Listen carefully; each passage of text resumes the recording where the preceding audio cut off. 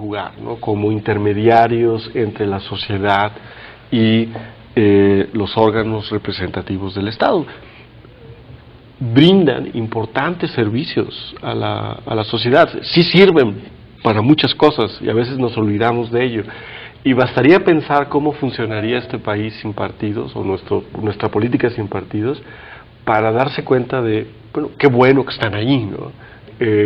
Hace no mucho tiempo, por ejemplo, hubo una elección en el Distrito Federal para órganos vecinales donde se prohibió explícitamente la participación de partidos políticos.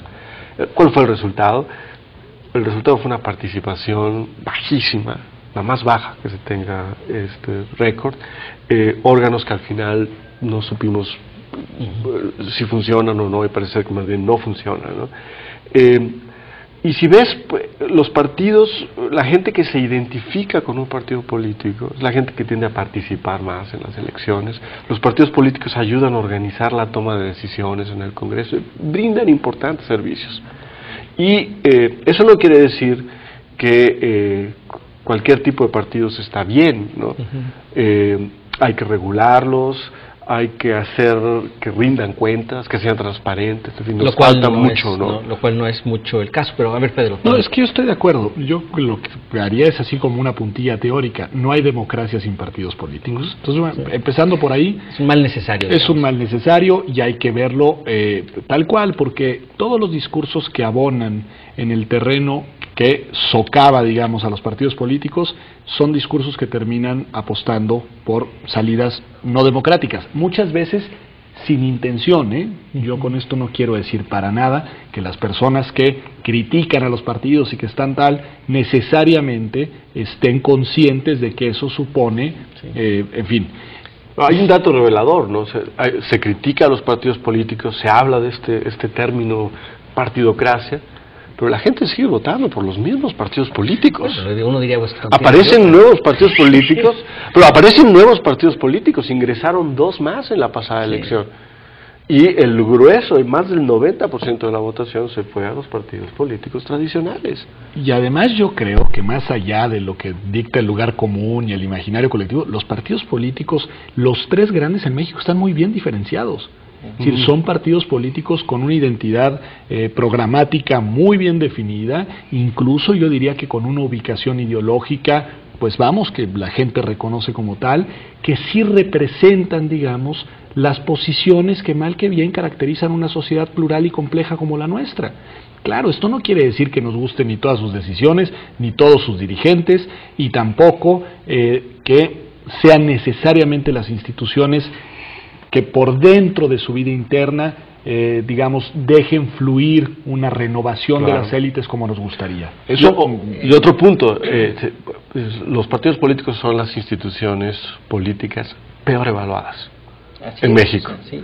Eso es cierto, pero yo diría, bienvenido a la normalidad democrática, porque eso es cierto en México, es cierto en España, es cierto en Inglaterra, es cierto en todos lados. Pero hay diferencias, ¿no, Benito, Pedro?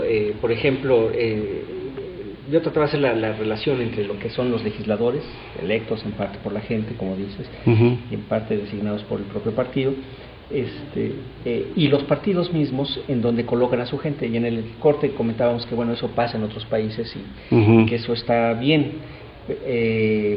A lo mejor valdría la pena mencionarlo, que en Europa pues, los partidos son muy fuertes, mucho más fuertes, pero creo que tocabas un punto central, o sea, la vida interna de los partidos, la forma de fiscalización que podemos tener la sociedad sobre de ellos, es donde empiezan a flaquear las cosas. Ese yo creo que sí es una clave. Por ejemplo, ahí me parece que la crítica está bien orientada. Mientras los partidos siguen siendo estas instituciones de interés público, como lo reconoce la Constitución, a través de las cuales, de manera exclusiva, digamos así, se integra la representación nacional, es decir, tienes que pasar por un partido político para ser candidato y eventualmente representante, gobernante y demás, es muy importante garantizar que la vida interna de los partidos se dé en clave democrática. Es decir, que dentro de los partidos las decisiones sean decisiones abiertas a los militantes y a los simpatizantes, en las cuales en realidad los cargos de dirección partidista y la selección de las candidaturas sean producto de dinámicas democráticas, porque de otra manera, entonces sí, el problema no serían los partidos, sino el problema se vuelve que los partidos están dirigidos por un grupo que no permite, digamos, una renovación interna. Ahí sí me parece que la labor, que además la ha hecho el Tribunal Electoral del Poder Judicial de la Federación en los últimos 10 años, fue adoptando una serie de criterios que han sido muy sensibles para los partidos políticos, porque han revisado decisiones de algunos partidos, los han obligado a cambiar sus decisiones, en muchos casos para garantizar que los derechos de la militancia y de los simpatizantes sean respetados, ¿no? Pero fíjate, por ejemplo, ahí tenemos el cambio en la Constitución, el artículo 6 que tuvo lugar a principios del 2007, en donde la iniciativa traía como sujetos obligados, perdón, para el auditorio, el tema de la transparencia, es decir, tener estándares mínimos de transparencia en todo el país, y los partidos que estaban incluidos como sujetos obligados para ser sujetos a esta ley, pues se eximieron. Es que sacaron la iniciativa. Ahí hay un problema Hubo mucha crítica al respecto. Sí, hubo mucha crítica y creo que justificada, porque aún hay un pendiente, hay una deuda en términos de transparencia al interior de los partidos políticos.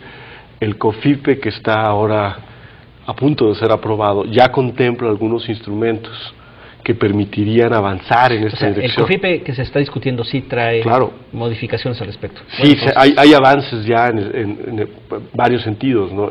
Uno de ellos, por ejemplo, en ya establecer lineamientos de qué información es pública de oficio, qué información es pública a petición de parte interesada, qué información es reservada, y introduce un nuevo concepto también, información no pública también, que esa parte es debatible y cuestionable, pero al menos ya es un avance. Sí, hay un avance. Es un avance importante, yo diría. Sí, y además es una respuesta a estos criterios del Tribunal Electoral a los que me refería. Es decir, porque creo que eso es importante. Durante un largo periodo de tiempo, hablamos 10 años, cuando menos de 96 a 2006, digámoslo así, no hubieron reformas electorales importantes.